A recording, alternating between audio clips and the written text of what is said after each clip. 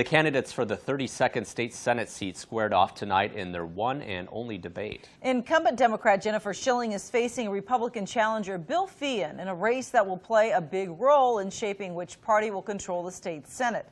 For more on tonight's debate, we're now joined live in our studio by News 8's Lou Hillman. Lou? The candidates touched on a wide range of issues tonight, from sand mining to job creation to property taxes. The first question, however, was about something one of the candidates thinks is out of bounds. I think it's sad that politics has descended to this level in our community.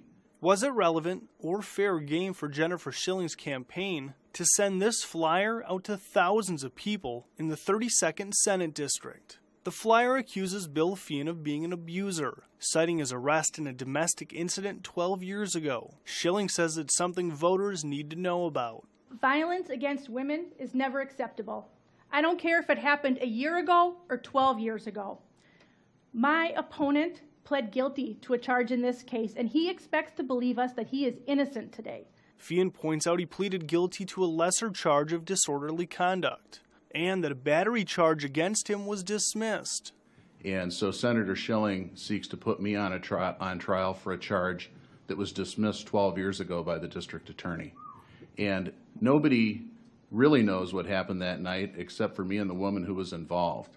The candidates sparred on most of the questions, including education funding. Shilling says she'd like to restore many of the cuts put in place under the current budget.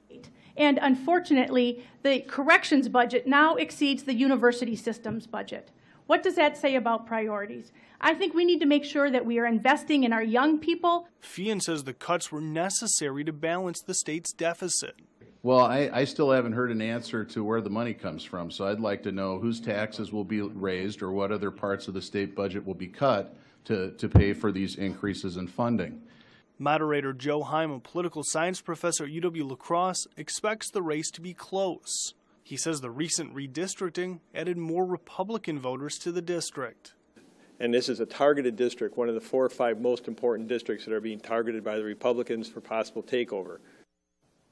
Now, Shilling won this seat in a recall election in the summer of 2011. At the time, she defeated Dan Kapanke with 57% of the vote.